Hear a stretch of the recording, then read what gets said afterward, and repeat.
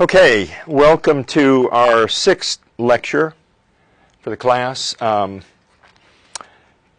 going to talk in this lecture about the design process for how you want to go forward when you're dealing either with your landscape or landscapes for others using the permaculture ethics principles and methodologies. And I'll be running through site analysis and site design. A number of you in here are landscape designers or in a design profession. It's still worthy of taking a look at what this is all about. So let me just go through this. I don't know, I'll probably have to go fast because I always run over, right? Okay, so what we're going to talk about is a permaculture, I'll stay on my feet so I can talk faster as we go, a permaculture design process. There are a number of different ways of approaching problem solving, scientific process. Toby Hemingway has a process in his book. The one I use and the one I teach is by Koberg and Bagnall. And then there's the New Age, which is a lot of fun. So what's the scientific process? Who has that? Who's a scientist in here? Anybody? What do you do in the scientific process? Observe. Well, yeah. You observe. And then you say, you see something, oh my goodness, there are a lot more redbud pods this year. Well, what the heck's that about? So how do you test that? Well, obviously, you'd go through a series of years and count redbud pods or something. And then you figure out a test, you hypothesize. I think it's because we had more bees this year at a compressed amount of time. So then you go through, you devise an experiment, and you go through, you run the test, and you come up with the results, and then you come up with a conclusion. So this is the scientific process, and it has basically, it was hypothesized by Herodotus, I believe, the Greek philosopher, 500 years BCE. And it was really come in since the Renaissance as the way to understand the universe within which we reside. So there are several other processes. If you go and look at this chapter, and this is the chapter I just asked you to read now, Toby Hemingway's process is essentially the same. He's saying, and obviously it starts with observation. So observation, then figure out what it is you want.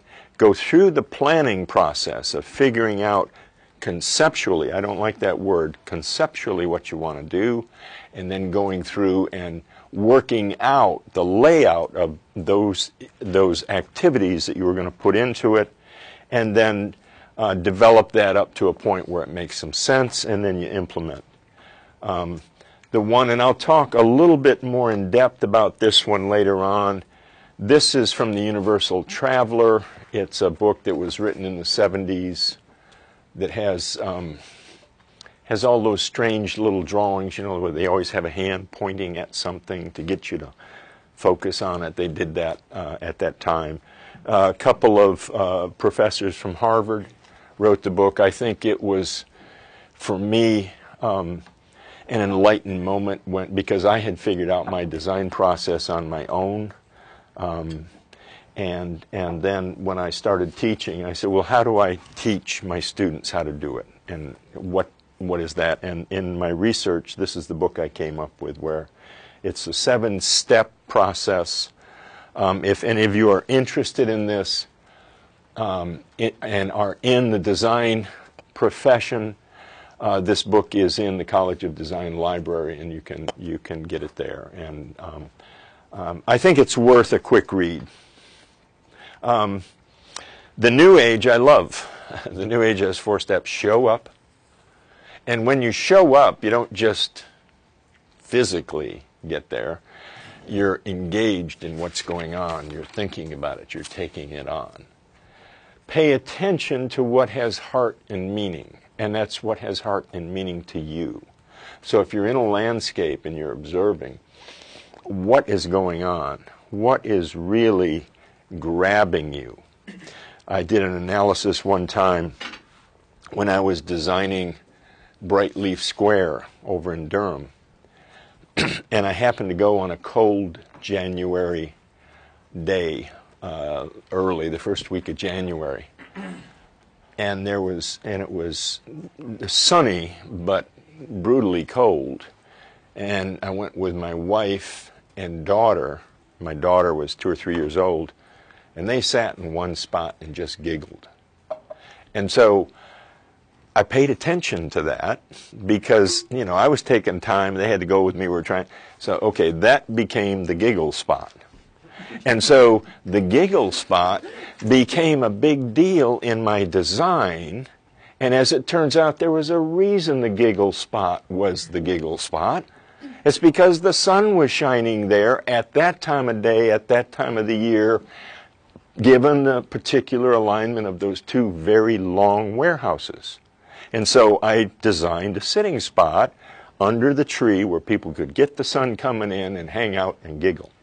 And so pay attention to what has heart and meaning. The other thing is, and this comes more into play because one of the things that is going to be a truism is most of you, no matter your profession, you're going to be working in groups. You're going to be collaborating with others. And so you really have to have the courage to say what you believe the truth is. And that's going to be a big deal. I was out on the West Coast when I was a rookie designer a couple years out.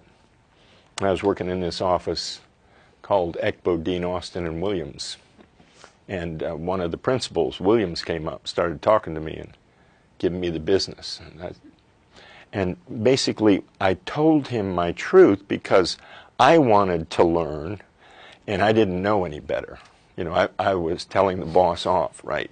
But I didn't know any better. I was kind of naive. But it was the truth. And because it was the truth, he listened, and we went in that direction. And I understood what I had done after the fact, not doing it. I was not very bright at the time I was doing it, so I just did it. And but the point I'm getting to is it turned out right, and I learned, speak your truth. The last one is the Zen motto, let go of attachment to the outcome. That's a really big one. I haven't quite figured that one out yet. I'm working on it. But, you've heard this. You've heard this again and again. It's the monkey reaching into the cage and grabbing the nut, and that's how they capture the monkey, because the monkey won't let go of the nut. And so the cage, he can't get it. Can't do that. So, and it's a Zen, what's it called, a koan?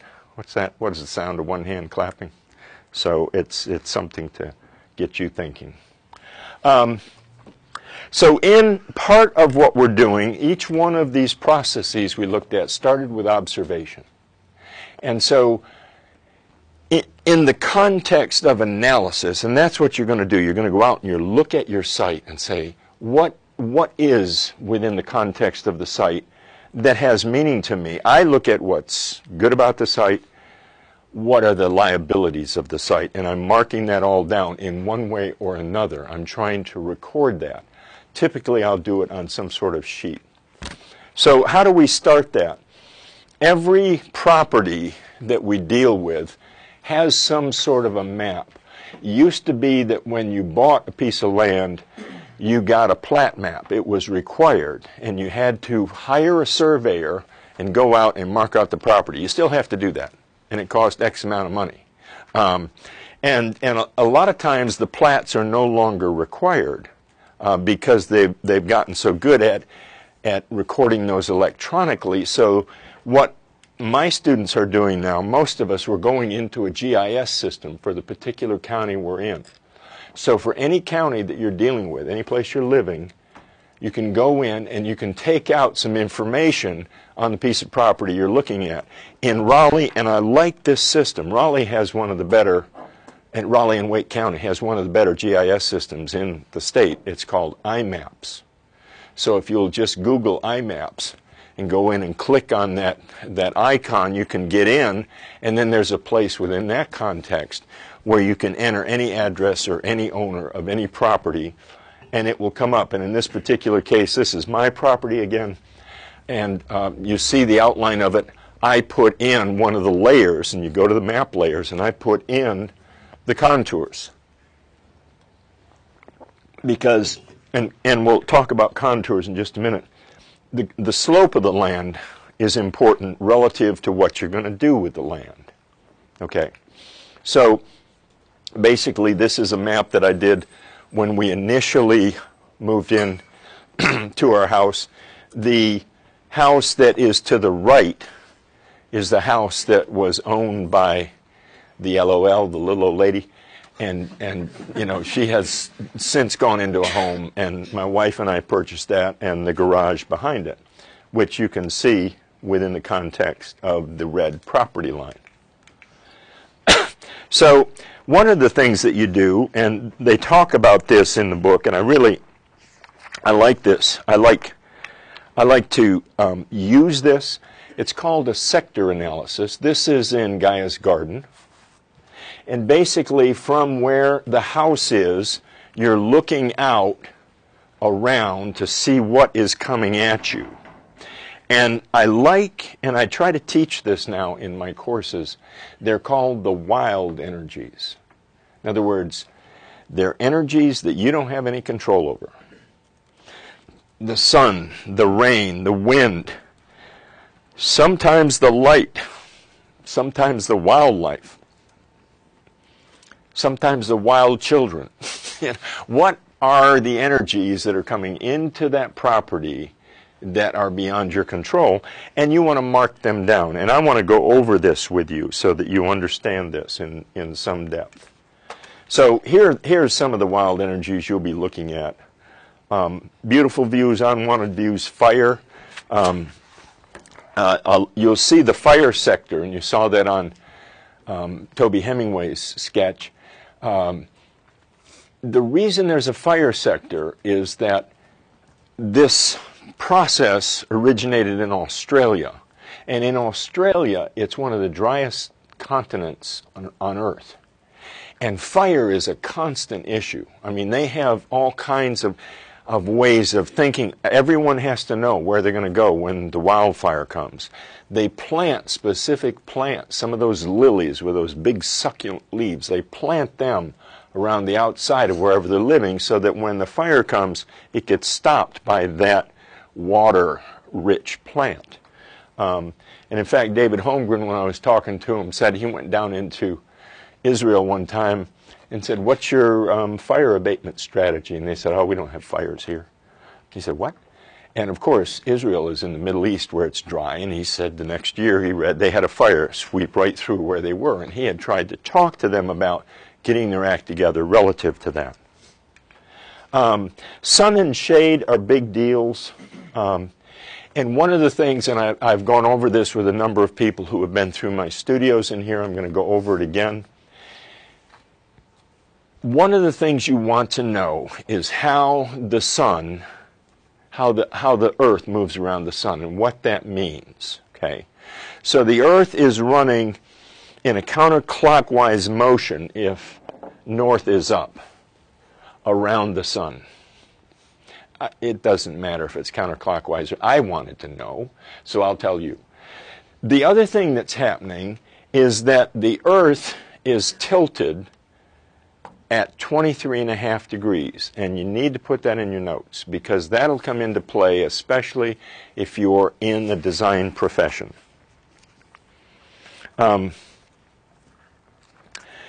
When it's tilted at 23.5 degrees, and you can see it here, in the winter, it's tilted away from the sun. And in fact, in the winter, the southern hemisphere gets sun, and the earth is 3% closer to the sun then, so it's more damaging with the sun coming in. It's why Australia has those big brimmed hats, because they're trying to stop, they're trying to protect themselves from the sun. There's more melanoma in the southern hemisphere than in the north because the sun is closer. Thankfully, there's more land mass that people live on in the northern hemisphere than in the southern hemisphere. So it sets itself out. Now, the vernal equinox, it's when equal day, equal night. That's spring. The summer is when we're pointed toward the sun. This is when there's no sun way up north in Alaska or Siberia. This is when there's no night. The sun goes down, it just kisses the horizon and goes back up, because you're tilted to it so it can be seen the whole time. And we're coming up within the next 10 days on this one, which is the autumnal equinox. And so what's happening when we're doing this, and let me see if I have that slide here. No. I'll get to that in just a minute so we can look at it. What's happening is, no, I'll draw it when we get to it. This is a sculpture I did 20 years ago or something like that. It's called, it was called Shadow Dance. And basically what I did is I laid out a sun diagram for where we are here. If you go into the books, you can get a sun diagram for any latitude. Now, we're at what latitude, Katie? What are we at? Do you remember? I can ask Kurt. I know he knows. How about it, Mary? Do you know? 36 degrees north latitude. We're at 36 degrees north latitude here. New York City is 42 degrees north latitude. When you're locating as you move, figure out where you are, and what we're looking at here, figure out where you are relative to your position on the earth. Because you're going to use it as a designer in laying out structures, deciding plants, etc. Okay? So, if we're at what we were looking at, what I did here, and this is something, again, if you're in the design profession, how did I draw that line? What I did, and you can do this, and it's actually better than say, okay, taking out a compass, which way is north. Go out in the landscape, figure out where you're going to put your home or whatever, drive a stake in the ground. Plummet from two sides. Take one of those little short, and I usually use a rebar, knock it in the ground, and I maybe leave that much sticking up. I'll plummet in both ways, and then what I'll do is I'll draw a circle around, and I'll just take a little piece of string, and I'll take some lime or something, and I'll scribe a circle with a lime. And then I wait until when the sun is rising, it's going to cast a shadow. And I wait until that shadow hits that circle. Because when the sun first comes up, it's going to hit that post and the shadow is going to go on forever. Higher the sun gets, the closer the shadow gets in. When it hits that circle, I'll mark that circle. Now, as it goes up to noon, it's going to get shorter. It's going to be inside the circle. And then as the sun starts to go down, it's going to start to elongate. When the point of that post, the shadow, hits the circle, I'll mark that again. Then I'll take and I'll draw a line between the two. That is an east-west line. It's got to be. And then I just draw a line perpendicular to that, and I've got the north-south line. So now you know due solar south, which is what you want, because that's where the energy is coming in. Now, I'm going to show you, and what we did here, this post represents the sun at the summer solstice. Here would be sunrise, here would be noon, and it would be coming in, there would be sunset. This is the equinox, obviously, when we did this. Sunrise, sunset, and basically what I tried to do, the reason it's called Shadow Dance, I tried to use the sun diagram, drill holes in the ground, and put bamboo so it was aimed directly at the sun on the hour. Because what I was trying to do is get rid of the shadow on the hour. Okay? And then if you look at that white post, that's the angle of the sun in the winter. We all know here that the sun gets lower. We know it gets higher. You as designers have to know what that angle is. And I'm going to tell you how to do it. Okay? Fun. Fun stuff. So anyway, just so you know what happened. Here's the noon pole, right here, and there's the shadow. And if you look at the 11 o'clock, it's going there, and if you look at the 1 o'clock, it's going there. So, and we were off by about 8 minutes, I think. You know, we had this little old wooden protractor. We were drilling holes with this big, you know, so I was, that's pretty good. It's not as good as Stonehenge. It's not as good as New Grange or whatever, but we had a lot of fun doing it. Okay, so what I will do, and if you're in the design profession and you don't use this, I would suggest very strongly you do. I ask my students when they're starting my classes to use a north arrow that has this information on it. And that is, if you look at it, north, south, east, west, in the summertime, the sun rises essentially 30 degrees north of east. And it goes around and sets 30 degrees west of east. Now, this is important because if you've got a house, a lot of people will say, well, I've got a house here, and therefore this is all in shadow. Well, no, it's not. In fact, I learned it again the hard way. I put my mushroom logs on the north side of my house and said, well, it's going to be, and I showed you what I had to do. I had to come over it with the burlap. Conversely, if the winter solstice is happening, obviously the equinox will rise here and set here. The winter solstice rises at about 30 degrees south of east and sets about 30 degrees north of east.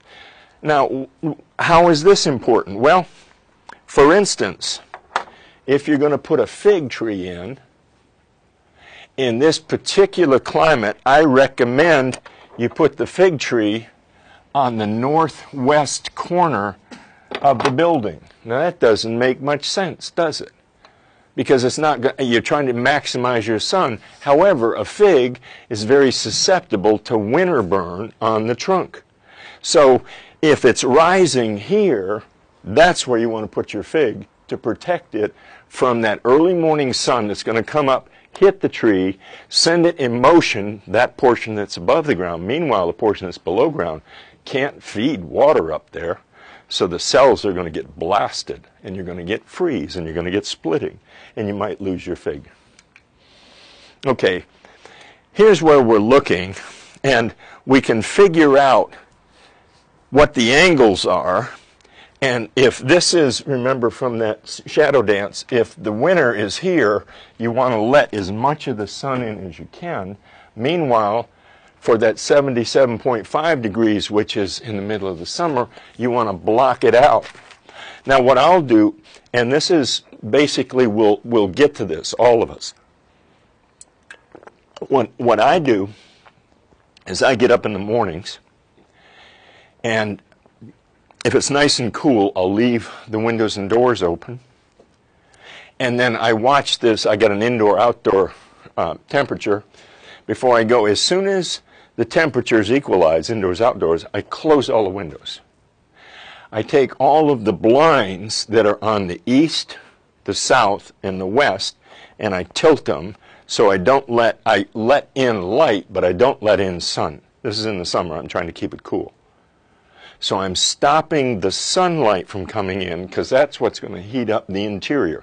So I'm managing the house without turning on the air conditioning. If you close it down, when indoors and outdoors equalize, it'll stay pretty much the same if the sun doesn't get in. Don't leave your windows open or with the screens. Close it because the temperature inside and outside is going to equalize if you leave it open. So close it down to keep it cool. Okay? I do the opposite, obviously, in the winter. I'm popping everything, letting as much sun in as I possibly can. and managing it in that way. Now let me see if I've got a, yeah, I've got this block. I want to do this. If the Earth were like this, and we were up and down, and let's say the sun's over here, okay, if we were coming in basically at 90 degrees here, we wouldn't have any season. It would be the same all the time. Okay, so the fact that we twist at this degree, which is in here 23.5 degrees, means that we get seasons as we go through the years. So how do we take that and get back to there? That's what I'm going to show you. If we were at 90 degrees, like I say, we would be even. But since we are at 36 degrees north latitude, if we subtract that, we get 54 degrees, right? 54 degrees happens to be the height of the sun above the horizon on the equinox. And what they say is, if you're doing this, if you want to average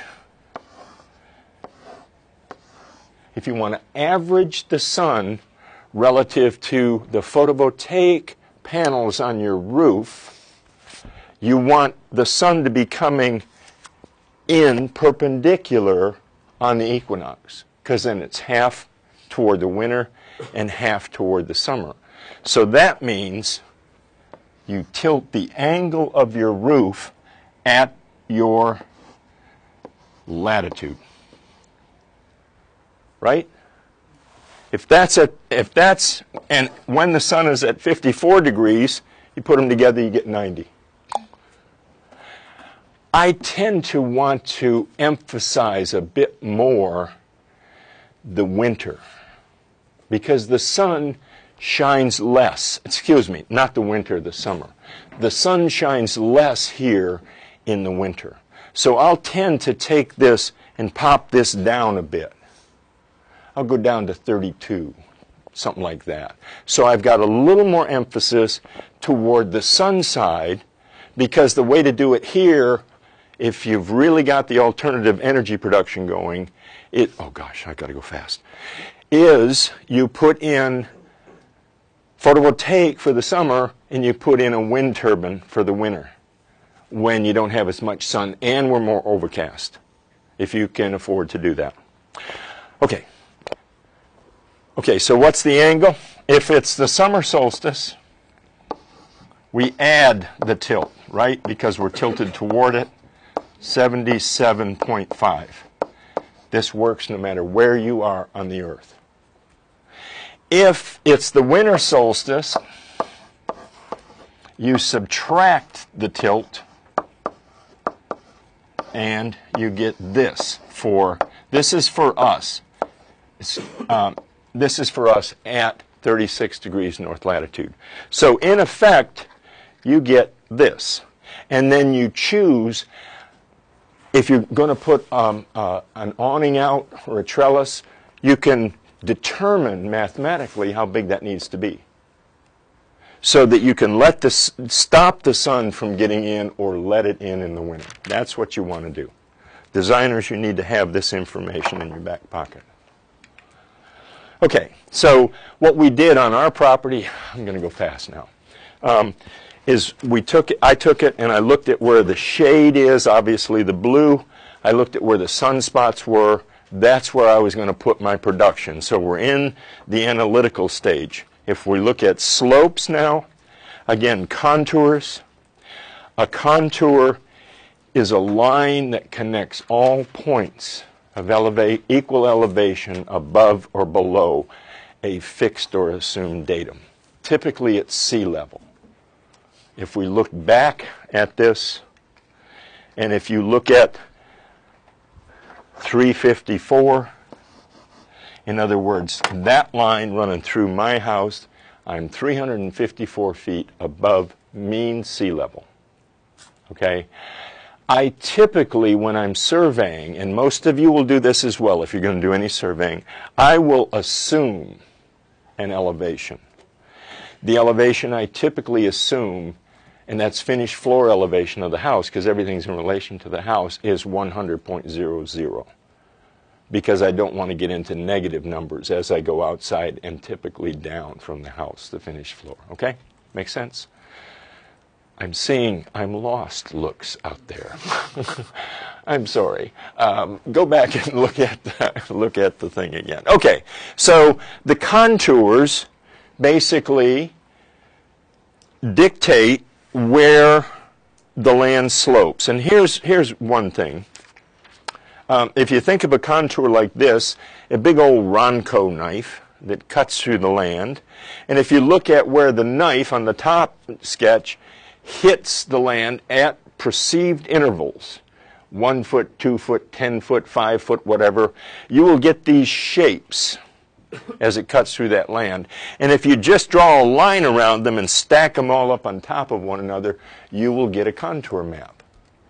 And you can do all kinds of things with that. Now, the reason I say it's important, here's our spiral in the winter when it snowed, and you can see on the south side when it's sloping, and we have what is known as aspect. Aspect is the direction that the slope faces. Okay, the direction the slope faces. So here the snow stayed, here it started to go away. Let me see, did I do that? Yes, I did. I'm going to go beyond that. A friend of mine was out south of town, and she was getting into market gardening. She put in these big beds. But the issue was, I will draw it. The issue was, she had her land was like this. And her house was up here. And the sun, or the south, was there. And what she had to do was I don't know. Let me try it. I'm sorry. I wish I were better at this. Okay, forget it. I'll talk about it. She was on a what's known as a north aspect slope. In other words, it was tilted radically down. And so she put in these raised beds. And she just built them, 1.5 feet tall. Okay, they're tilted away from the sun. Well, she made a mistake, and she put in pressure-treated wood. And so I said, you're not going to be able to get that certified organic, because that was at the time they had arsenic in the wood. And she said, oh gosh. So finally she had to rebuild it. I said, take that and build the north side higher, so you slope the whole thing toward the south. You get a slight south aspect, you get better sun, better production. And in fact, one of the ways I really got into this, I traveled to Europe long ago, and one of the people said, well, you know, the French vintners, they want 7 degrees south-facing aspect. That's when they get the best sugar content in their grapes relative to wine. My goodness, they take that really down to a science. And they do, I'm sure they do. Let's look at water. I have a calendar on the wall going out in my back porch, and it's Gardening by the Moon. And what I do with this calendar is I have my rain gauge out back. So I keep the data on the rain gauge at my place, and I recommend when you get a place, you do that, because how much rain do we get here? What's our yearly rainfall? Do you know? 4 inches. 44? Okay. If you look, it's 42. Okay. That's not so. Because at my place, and it's different depending on where you are, because if you're in a city, you have rain shadow, you have all that heat coming up, and it'll run systems out around you. And I don't know. You're at 44, which is good. And you can see I'm somewhere around, if you look at it, at some years, the average has been up above 50, but a lot of times it's in the 48. So 48 inches, that's that much water that's falling per year. Now let's multiply that out times the cubic feet and see how much water we have falling on a piece of land. That's a lot of water. We're really lucky here. Imagine the people that get 10 inches, so they get that much. And that's why they have a chaparral and not an eastern deciduous forest. So I keep this, I look at it, and you can go through and begin to analyze. Where have I got it? Here, where you're looking at the averages per month. And if you look, the biggest averages are right in the middle, right? And typically, if you go around the world and you're looking at monsoon seasons, it's when the sun is the highest because it's got the most energy pulling that water up out of the oceans, up out of the trees. So you get most of the moisture up in the air, that's when it dumps. We get more rain during June than in any other month. And in the June, July, August, it's pretty intense because it's up in the air. So you take a look, and I just recommend very strongly you keep your own data because it'll vary from what an airport, if you're here in this area, keeps relative to the rainfall you're looking at. Okay. Yeah. Why are you dividing that by 13? Because I kept it for 13 years. Okay. And so these are the totals. Now, here I'll divide it by 14 when I get the extra year. I actually have been keeping it for more years, but I was gone for a year or two in there. Here's a statement, and I had a colleague in the College of Design that says, if you understand this, you are deserving of an undergraduate degree. Because there's a lot to it. And water runs downhill. Yeah, that's a really big deal. And it doesn't just, it follows a path that goes perpendicular to the contours, so you want to deal with that. So basically we'll do these sheet drainage things. So here's my house, and you can see these contours are pointing in. So I have this swale here. That's where I had that banana that gave me a bunch because it had water there all the time. The other thing you want to look at is wind, see where it's coming from. 10 months out of the year here in North Carolina, the wind comes from the southwest. 2 months out of the year, starting right now, it'll come from the northeast because we're getting into some of the hurricane season and the system switch. Most of the time, the bulk of it is coming up from the Gulf. And so when you're looking at that, and so what does that mean? Where are the cool spots?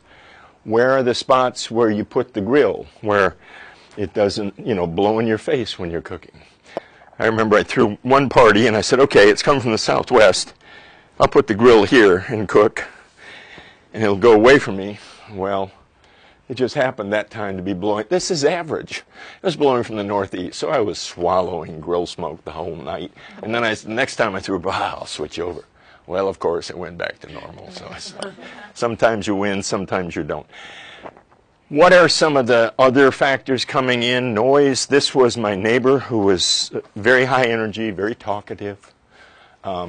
Needed a screen because there was so much talkativeness coming at it. This is some of the traffic. The neighbors are the type of people that have to have lights on all the time. And so there's a lot of energy coming, and it's not as much fun to be out here in the evening. So basically, we're trying to screen that out so we can get the night back. Wildlife corridors, if you look, here's our neighborhood. Here's the soccer fields on Western. This is Pullen Park. Here's the NC State. And so basically there's a lot of land over here around Dorothea Dix that is kind of wide open. Like right in here, there's a big deer population in this particular grove. So we have some motion of wildlife, and you want to pay attention to it. And in fact, this neighbor, there's a drainage swale running right there. And so this neighbor has the most pressure from wildlife right there. And so they have to protect their garden down there.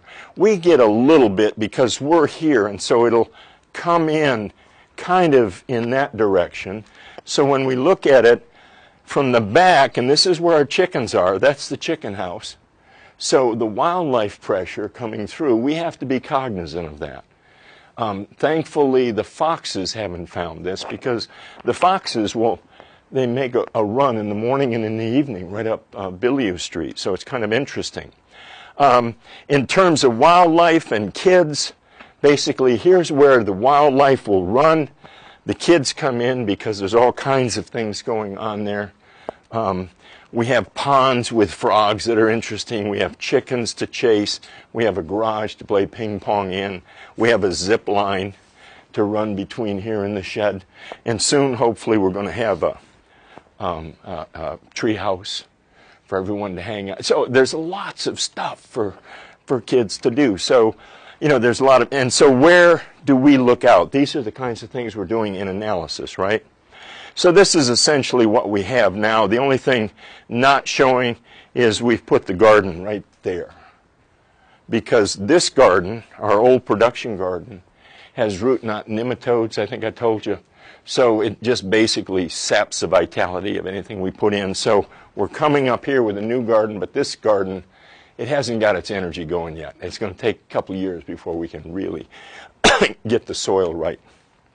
So basically, if we look at an analysis, the sun is where the real garden places are. You can see the shadow, you can see the wind, you can see the energy coming at it. So based on this, we could begin to make decisions on where we're going to locate various aspects of our design vision.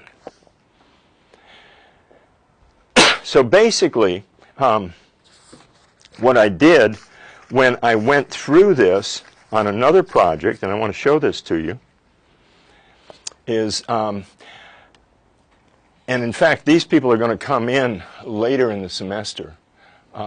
They're the first certified biodynamic farm in North Carolina. And when I got to know them, I got this email from this couple in San Francisco. They had asked a person here who used to run the Carolina Farm Stewardship Association, who are the designers, and he gave them a couple names. I'm thankful mine was one of them. And so they contacted me, and I said, sure, I'll be happy to do that. And so they had a 50-acre farm in northern Orange County, and so they said, we want to do an orchard there. We want to do a berry farm, basically, or fruit orchard. Will you design it? She had taken permaculture courses, and he was a gardener. Will you design it using permaculture principles? And I said, certainly, I'll do that. So basically what I did, and well, let me go through this. I'll get back to that in just a second. This is Tony's way. This is the universal way. I want to hit this quickly. When you're designing here, this is a big deal, especially for you in the design professions. You don't take on every job that comes your way, or you just won't do a good job. You've got to learn to say no. It's real hard to say no now. Jobs, work, oh, let me do that, so let's take it on. But learn to say no here. Do the jobs that work for you with the people that you can relate to, and that's the best thing. Analyze, we've gone through. Define the problem. Usually, this is where people fall down. They don't actually define what's going on. What is the problem? They say that, and Koberg and Bagnell say, this is basically the dust particle around which the snowflake forms. So when you figure out what's really going on, in my particular landscape, what's going on is we have a separation between the level of the house and the backyard. And it's a 5.5 foot separation. And that separation is enough change in elevation to create added energy in order to get between the two. So that's the big gig we have to take on. It doesn't make sense. I'll talk to you about patterns in the book, A Pattern Language, that I use in my text, which I was real happy to find out, I think I mentioned this, is the main design book used by all permaculturists. They use a pattern language. So ideate, that word I hate, I can't come up with a better one, but it just sounds so designal, doesn't it? I'm going to ideate. Come on, lighten up. You're going to come up with as many ideas as you can. It just sounds so affected. I can't stand it. And you've probably heard it once or twice. You're going to choose. How are you going to choose? It could be budget. It could be, who knows? There's all kinds of ways you'll deal with choosing, implement. The main one is evaluate. What did you do? How successful was it? And that's a really big deal. Okay, so we're going to look at systems within our place. This is the text I use. And basically, if you want to get into it, the timeless way of building, which is not this text, every place is given its character by the events that keep happening there. The events are patterns that keep happening there. And what he did with this book is he looked at the events in our lives and he tried to describe the spaces that those events take place. And that is like when he's talking about a city, he's talking about a high place. There's a high place you get where you look out over, okay? Or if you're going from the street into the house, it's an entrance transition. What's that feel like? How does that occur? If you're inside, it's a marriage bed. What's a marriage bed? You can imagine.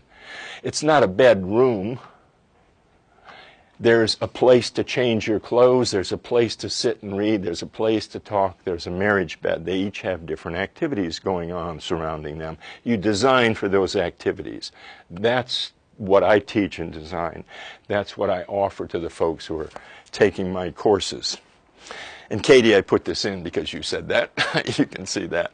Kind of along this line, this is a sketch, and I was trying to figure out the meaning of things. This was when I was a graduate student and I was teaching a class, and the class went and asked different people about different things. And this was an architect in Durham, and he had a Japanese garden back behind, and basically you had to go around this corner, duck under this hemlock, and go into the back. It was a wonderful gateway.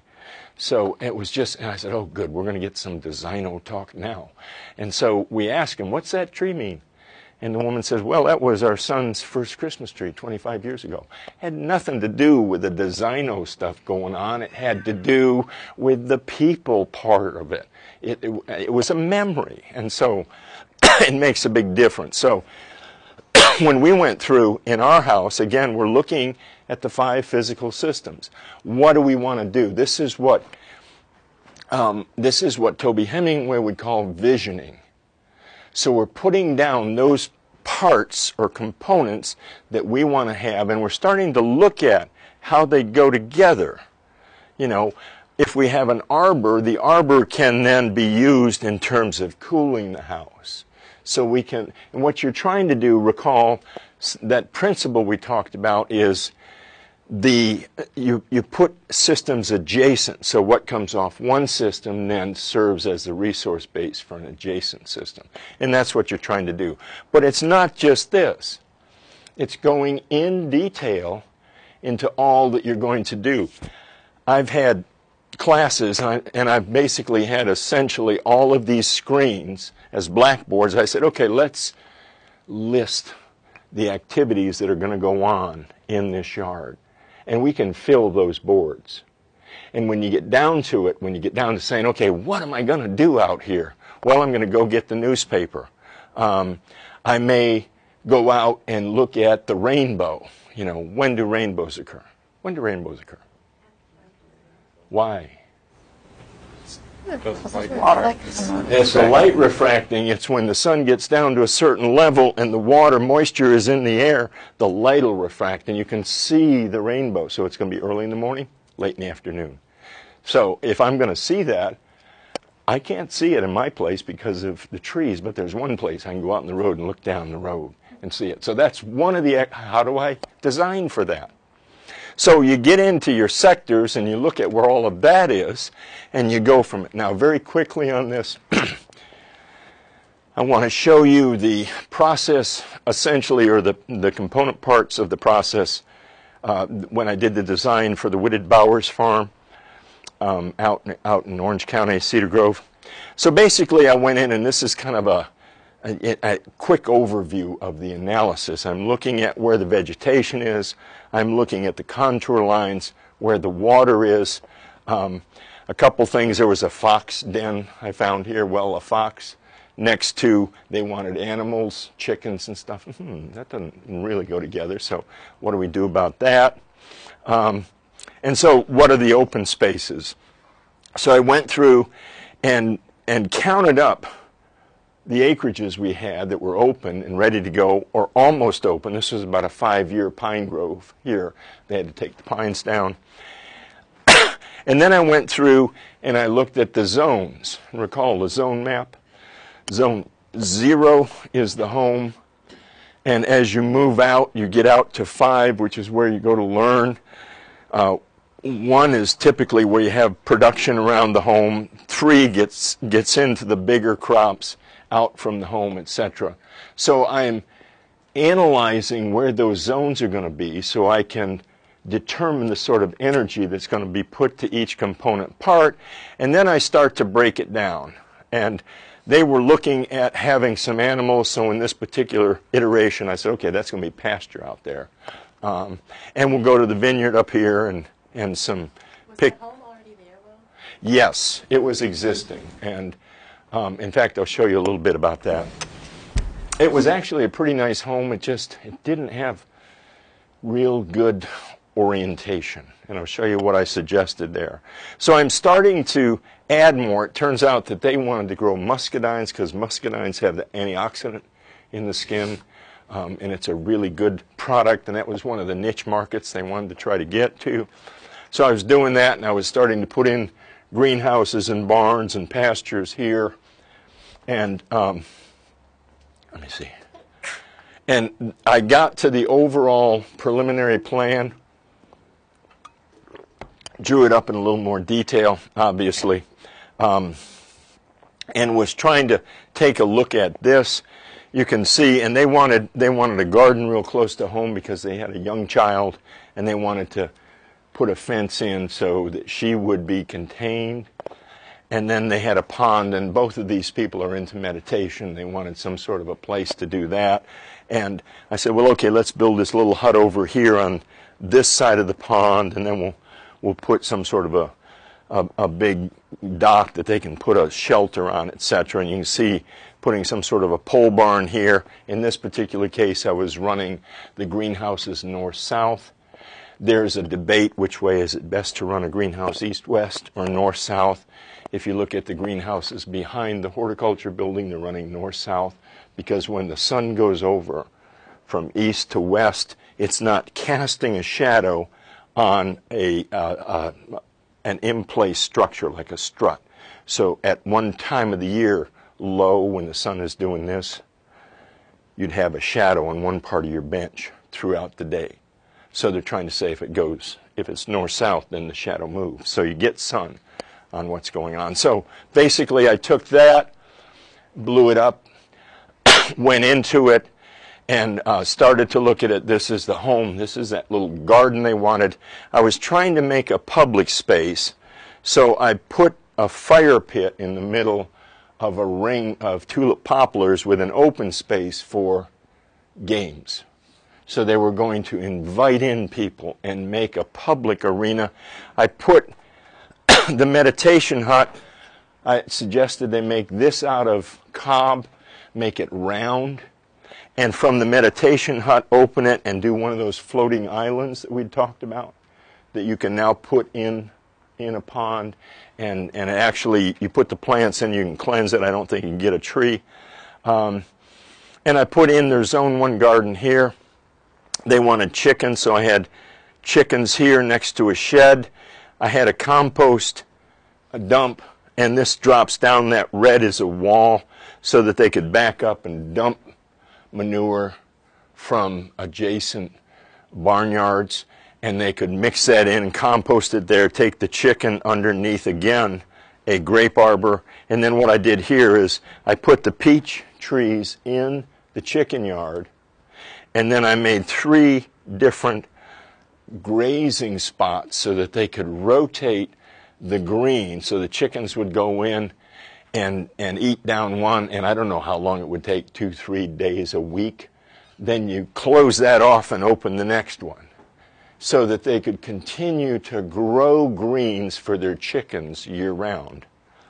I put in way too much space for them to manage in their Zone 1 garden. And Katie, relative to your question, the interesting thing is when you drive up, all you look at is a garage. I don't like that because you're driving up and you're looking at the back bumpers or doors or garages that are typically filled with stuff. So that's not, to me, the most exciting introduction to a place. And then the other thing they had is they had an indoor pool here. Ran all the way there. But this is south. This is where the sun is coming from. They had a pool and they had one door right here with a few steps down. So they weren't letting sun into the house. They weren't animating the place. So I said, you know what? You don't need all of that length in your pool. Here's what I suggest you do, is fill that pool in at one end, make a room, a sunroom here, open it up here, put in skylights, and then open some windows in the wall here so you can get some sun coming inside the house. This is kind of the playroom right now. Get some sun in the house, put a balcony there, animate the whole, and then I put, stuff around the outside. They wanted kind of a formal herb garden. This is not what I would do with an herb garden. I would do an herb spiral. But I said, okay, I can go with that. So that's what I gave them. More recently, out front, and this is just last month, they have these fields in, you pick strawberries and they're very successful with this. And they've got some melons going, etc. I know it's hard to read some of this stuff, but they were going to have blueberries and strawberries and muscadines. But they had basically a shade structure, one of those simple little poles you put up, put guy wires. That was where they were selling out of. They said, well, we have to make that a little bit better. Can you help us? And I said, sure, I'll give it a try. So I put in a center, and this is their existing packing shed. And I said, well, let's put some plants and walk around here. And the woman that was working with me, she said, well, we need a blueberry maze out here. I said, great idea, because what we're trying to do is animate this space so that people come in, spend some time, enjoy themselves. So we did that, and we had a place next to some chickens and goats and stuff so that the kids will be excited.